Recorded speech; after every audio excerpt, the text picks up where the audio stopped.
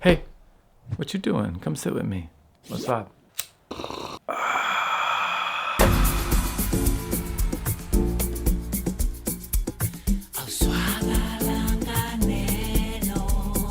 So today is like a mental health check just to make sure that each one of us is good, right?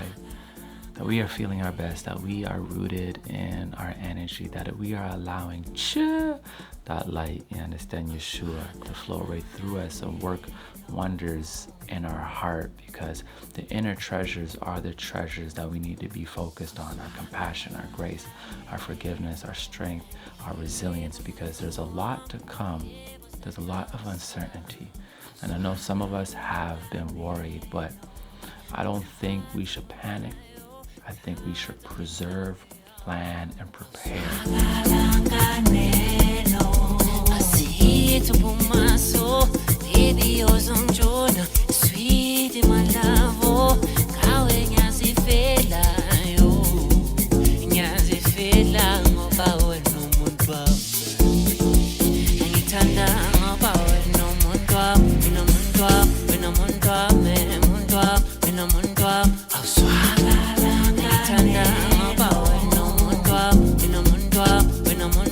We vibing, we hanging out. I love it. If this is your first time here, hi, my name is HINDZ. Today in HINDZ, you understand, we're going to just be diving a little bit into our mind, body, and spirit, you understand?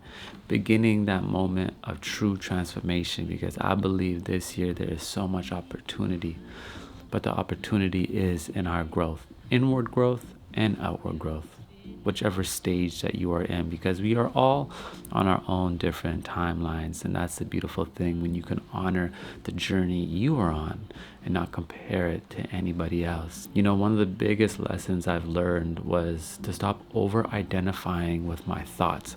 Like, everything that goes on in my head doesn't mean it's a reflection of who I am. Sometimes thoughts are just passing by. Fun fact, it's not really fun, but when I was a kid, I had pretty bad OCD.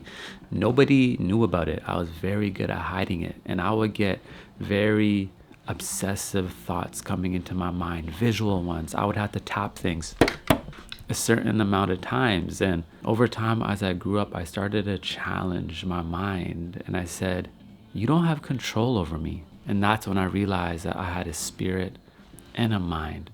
And the spirit can settle the mind, instead of the mind unsettling the spirit. Some thoughts are just passing by, but as soon as you over-identify with it, as soon as you react to it, now it's your thought. Now you give it energy. Now you possess over it. So I observe, you understand? And that's why meditation is so important, because meditation is a practice where you completely just observe your thoughts until they are no more. Majority of the time I meditate, I have millions of thoughts going through my mind. But it's beautiful because you practice simply observing them and not reacting.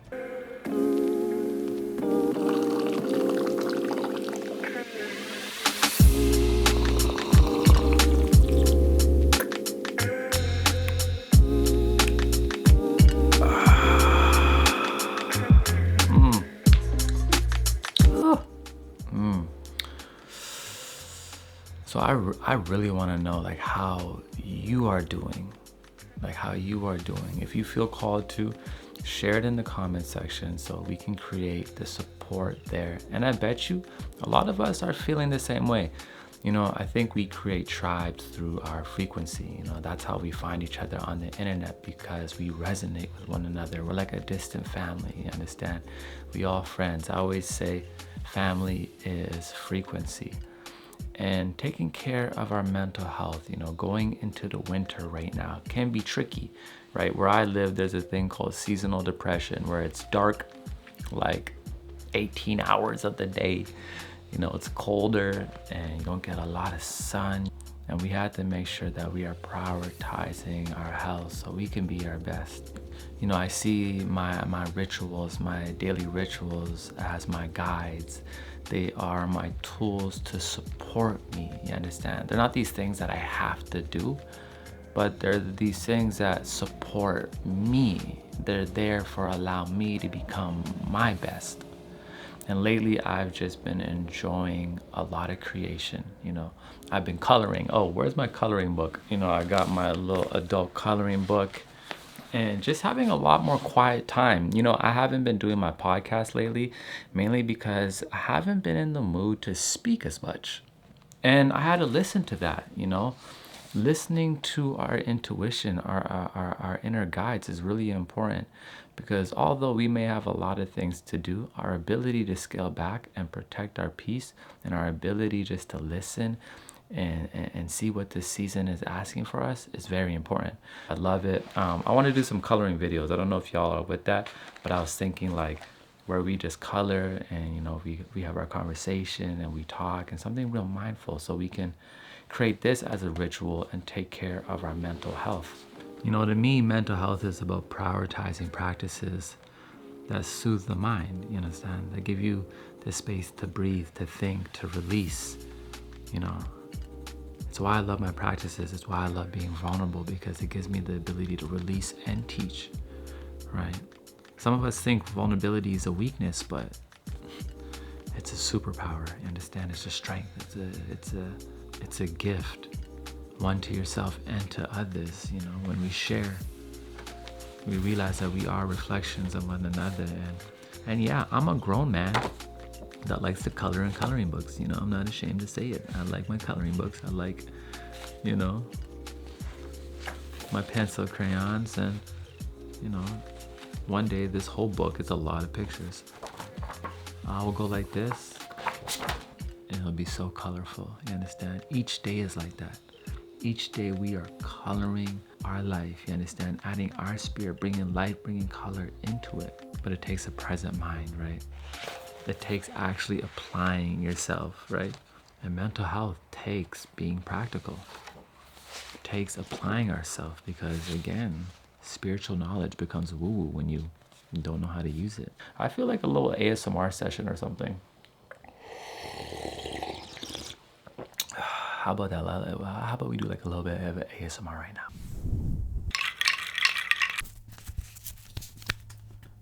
I need you to pick a card, okay? Pick a card. Any card.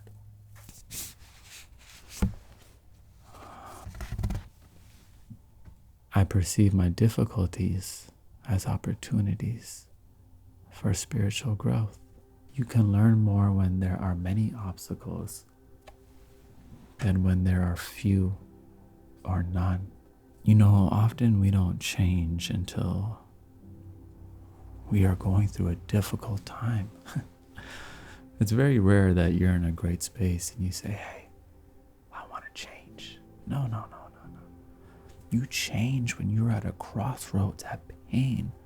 And while you're standing at that crossroads, you're questioning, you're in fear, you are worried, but you don't realize you are also standing at the corner of change. You are standing at the corner of change. And sometimes this isn't just physical, this is mental, it's in our mind. Because we will be at a crossroads mentally, questioning ourselves, questioning our path, doubting ourselves, comparing ourselves, going through a difficult time, asking, why aren't we stronger? Why does this happen to me? But it's for your growth. You are growing through what you are going through. And yes, you may be at a crossroads right now, full of pain, but you are actually at a corner of change. What I'm going to be doing for myself, for my mental health, is just prioritizing my time way better. I've freed up my time a lot. I've been saying no to a lot of things. Asking myself, what do I need and want to do today to nurture my energy, to strengthen my faith, to secure myself, to determine my pace and not allow the world or the algorithms to engineer your spirit. The algorithms are engineering our emotions, and we ask ourselves why we have anxiety. We ask ourselves why we are in so much fear. But most of our attention is going here. Someone commented on one of my videos on TikTok today, and they said this was the video I needed to get off of TikTok. And that was like an honor to me, because the fact that someone would watch a video and say, I don't need to be here anymore. I feel a little bit of peace, and I want to apply that into my life. But when we are countlessly scrolling and consuming podcast after podcast, video after video, sometimes we are distracting ourselves, right? Most of us know what is going on in our life and how to fix it, but we get complacent in applying ourselves. So we can muster up that courage and that strength, because it's already within us, to apply it, and we will be in our light, illuminating, living in the truth, the light, and the way. You understand? And you don't know, in hindsight, everything gonna be all right. It's a vibe thing. We power by. Cheer. Should we end off with a little bit of music? I think so.